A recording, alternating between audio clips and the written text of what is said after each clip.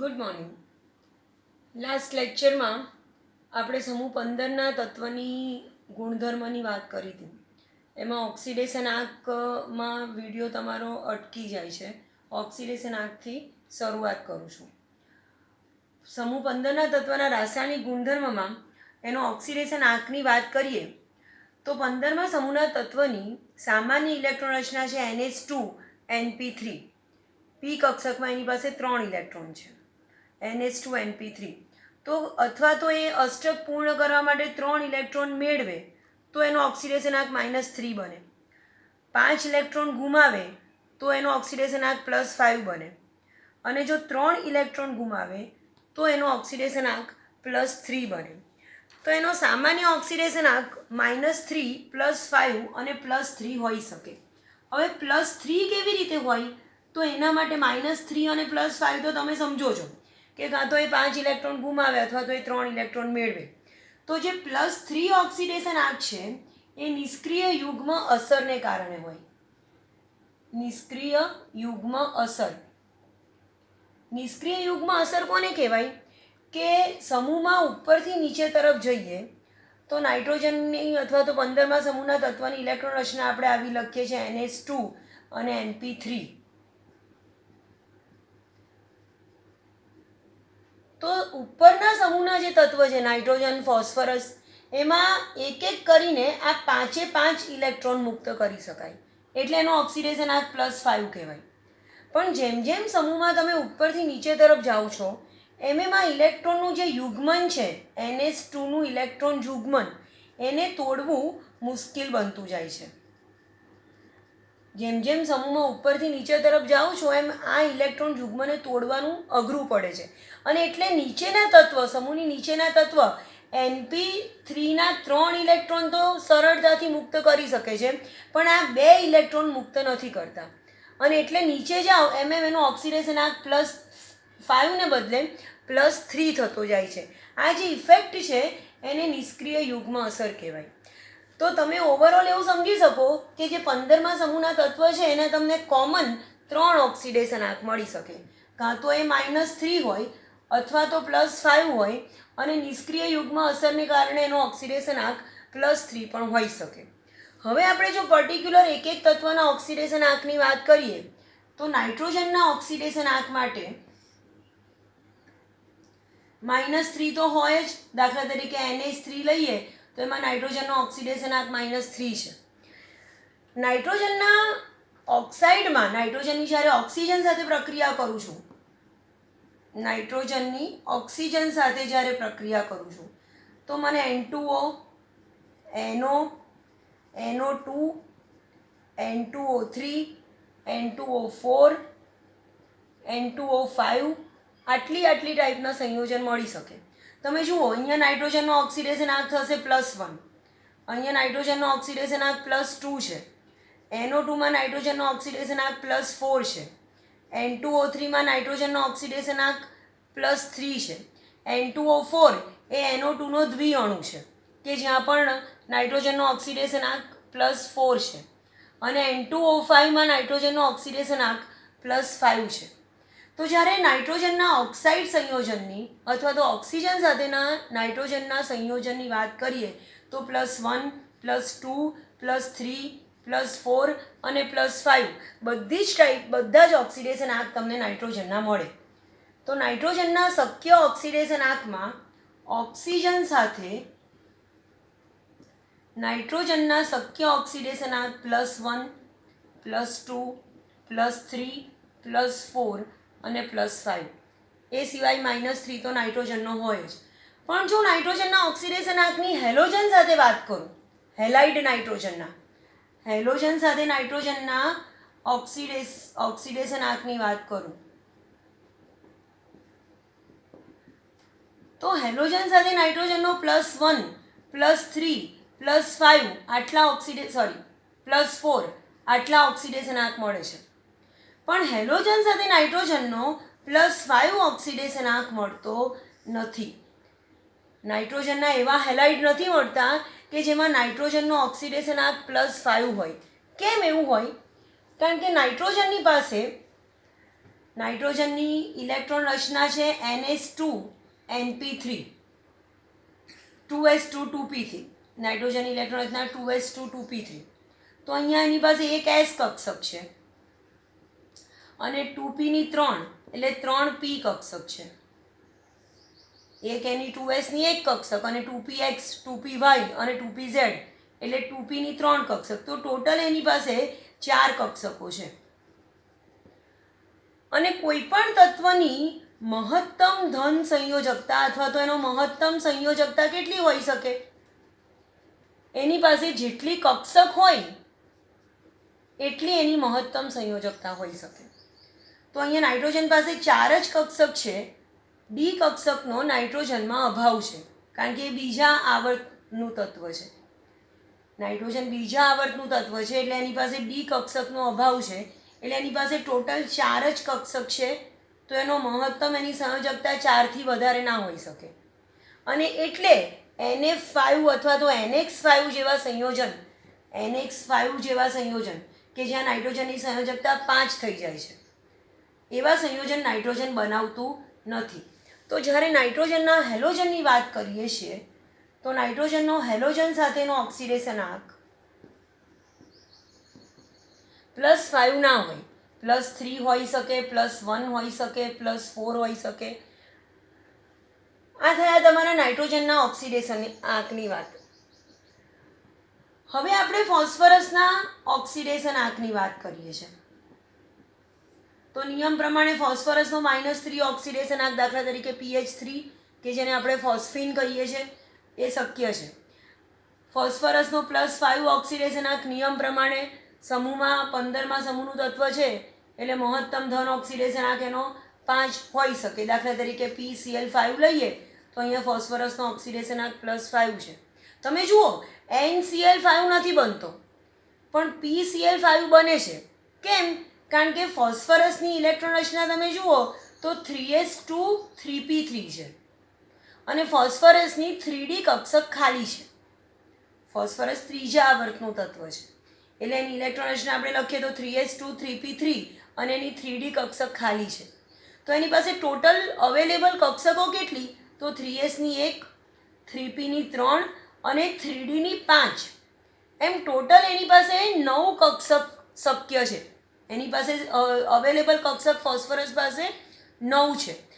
અને કોઈ પણ તત્વની મહત્તમ ધન સંયોજકતા એની પાસે જેટલી કક્ષક હોય એટલી હોઈ શકે. એટલે ફોસ્ફરસનો મહત્તમ સંયોજકતા 4 કરતાં વધારે હોઈ શકે.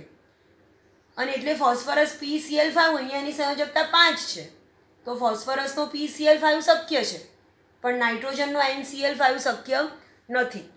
ફોસ્ફરસના ઓક્સિડેશન આંકમાં એ -3 ઓક્સિડેશન આંક શક્ય છે એનો, +5 ઓક્સિડેશન આંક પણ એનો શક્ય છે અને એનો +3 ઓક્સિડેશન આંક પણ શક્ય છે. ફોસ્ફરસના ઓક્સો એસિડમાં એના 2 ઓક્સિડેશન આંક શક્ય છે, +1 અને +4. ફોસ્ફરસના ઓક્સો એસિડમાં એના 2 ઓક્સિડેશન આંક શક્ય છે, +1 અને +4. હવે ઓક્સો એસિડ એટલે શું? તમે 11thમાં ભણી ગયા છો કે ધારો કે હું ફોસ્ફરસની વાત કરું તો એના ઓક્સો એસિડ એટલે એવા સંયોજનો કે જેમાં ફોસ્ફરસ ઓક્સિજન સાથે ડબલ બોન્ડથી જોડાયેલો હોય. એની એક સંયોજકતા 2 સંયોજકતા અહીંયા પૂરી થઈ, ઓક્સિજન સાથે ડબલ બોન્ડથી જોડાયો છે.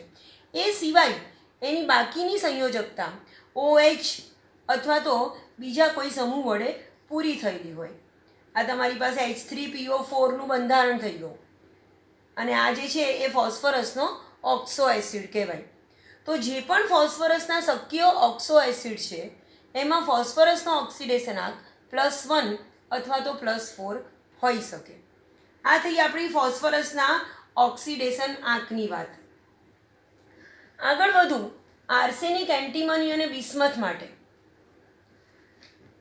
આર્સેનિકના ઓક્સિડેશન આંક, એન્ટીમનીના ઓક્સિડેશન આંક અને બિસ્મથના ઓક્સિડેશન આંકની વાત કરીએ તો આમાં પણ -3, +5 અને +3 એ એના શક્ય ઓક્સિડેશન આંક છે. 3 માટે અત્યારે સ્વીકારી લઈએ. હવે જેમ જેમ સમૂહમાં ઉપરથી નીચે તરફ જાઓ છો, જેમ જેમ સમૂહમાં ઉપરથી નીચે તરફ જઈએ છીએ એમ નિષ્ક્રિય યુગ્મ અસરને કારણે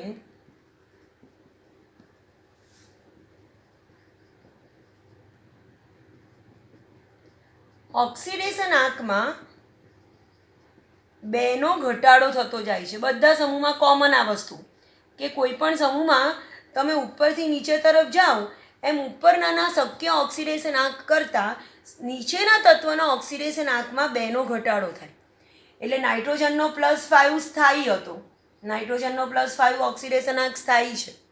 એવી રીતે ફોસ્ફરસનો પણ +5 ઓક્સિડેશન આંક સ્થાયી છે. આર્સેનિક, એન્ટીમની અને બિસ્મથમાં +5ની સ્થિરતા ઘટતી જાય છે અને +3ની સ્થિરતા વધતી જાય છે. હું સ્પેશિયલી જો આર્સેનિકની વાત કરું તો આર્સેનિકમાં +5ની સ્થિરતા +3 કરતાં વધારે છે.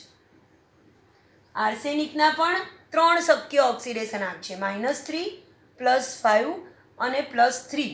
આર્સેનિકમાં +5ની સ્થિરતા +3 કરતાં વધારે છે.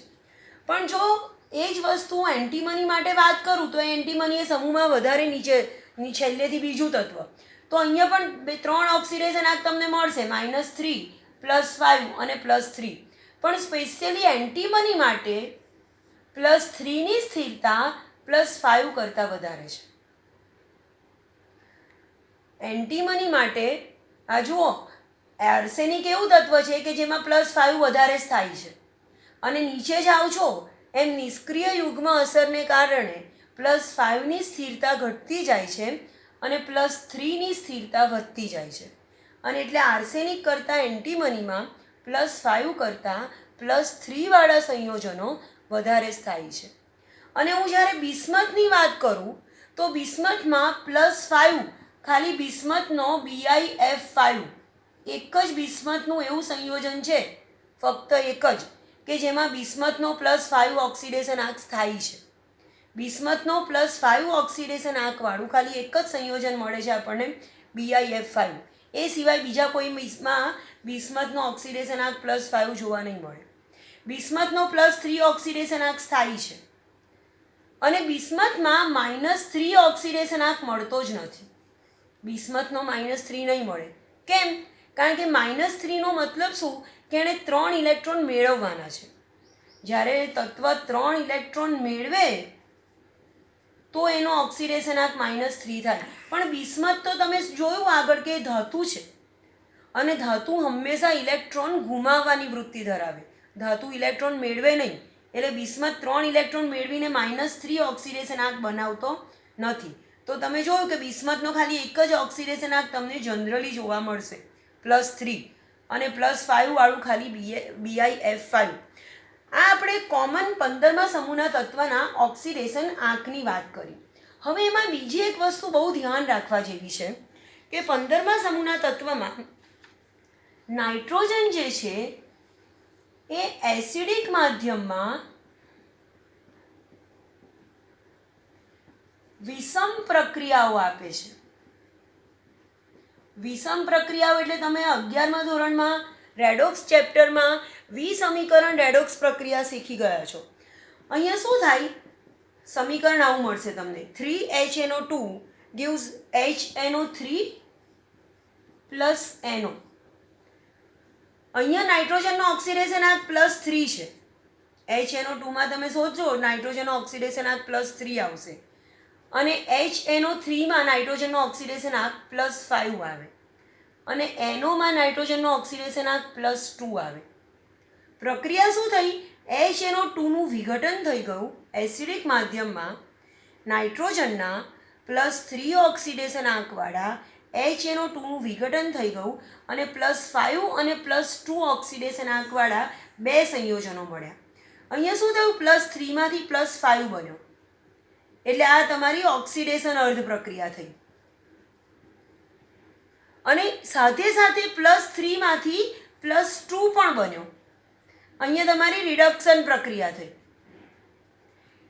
એટલે એનું પોતાનું જ ઓક્સિડેશન અને એનું પોતાનું જ રિડક્શન, કે જેને આપણે વિસમીકરણ રેડોક્સ પ્રક્રિયા કહીએ છીએ. એનો મતલબ એવું કે એના +3 કરતાં આ 2 વધારે સ્થાયી નિપજ છે. નાઇટ્રોજન માટે એસિડિક માધ્યમમાં એ વિષમ પ્રક્રિયાઓ આપે છે, એનું વિઘટન થઈ જાય છે અને +3 વાળા પ્રક્રિયકમાંથી +5 અને +2 વાળી નિપજ મળે છે. એનો મતલબ કે આ પ્રક્રિયક કરતાં આ નિપજવાળા ઓક્સિડેશન આંક વધારે સ્થાયી છે. એવી જ રીતે તમે ફોસ્ફરસની વાત કરીએ આપણે, તો ફોસ્ફરસ એ એસિડિક અને બેઝિક બંને માધ્યમમાં વિષમ પ્રક્રિયાઓ આપે છે. એસિડિક માધ્યમ લઉં કે બેઝિક માધ્યમ લઉં, બંને પ્રક્રિયામાં ફોસ્ફરસનો ઓક્સિડેશન આંક +3 માંથી +5 અને -3. પ્રક્રિયક તરીકે ફોસ્ફરસ છે ધારો કે જ્યાં એનો ઓક્સિડેશન આંક +3 છે, તો એનું વિઘટન થઈ જશે અને એવી નિપજ મળશે કે જેમાં એનો ઓક્સિડેશન આંક +5 છે અને જેમાં એનો ઓક્સિડેશન આંક -3 છે. તો +3 માંથી +5 એટલે એનું ઓક્સિડેશન થયું અને +3 માંથી -3 એટલે એનું રિડક્શન થયું. તો આ વિસમીકરણ પ્રકારની રેડોક્સ પ્રક્રિયા છે. નાઇટ્રોજન અને ફોસ્ફરસ બંને યાદ રાખો કે વિષમ પ્રકારની રેડોક્સ પ્રક્રિયાઓ આપે છે. પણ આર્સેનિક, એન્ટીમની અને બિસ્મથ એ ત્રણેયના +3 ઓક્સિડેશન આંક સ્થાયી છે. એટલે આ 3 પ્રક્રિયક એવા છે કે જેની વિષમ પ્રકારની રેડોક્સ પ્રક્રિયા આવતી નથી. તો અત્યાર સુધી તમે 7મા ચેપ્ટરના 15મા સમૂહના તત્વમાં બધા તત્વની રાસાયણિક પ્રક્રિયાઓ, એના ભૌતિક ગુણધર્મ, 15મા સમૂહના તત્વના સામાન્ય ગુણધર્મ એટલું જોયું. નેક્સ્ટ લેક્ચરમાં આપણે નાઇટ્રોજનના અનિયમિત ગુણધર્મ જોઈશું. અત્યાર સુધી જે ભણ્યા છો એનો ચાર્ટ બનાવજો, વ્યવસ્થિત રીતે તૈયાર કરજો. મોટે ભાગે આ પ્રકારની થિયરી પરીક્ષામાં પૂછાતી નથી. જે થિયરી અહીંયા IMP હશે એ હું તમને કહેતી જઈશ, એ લખીને તૈયાર કરતા જજો. Thank you.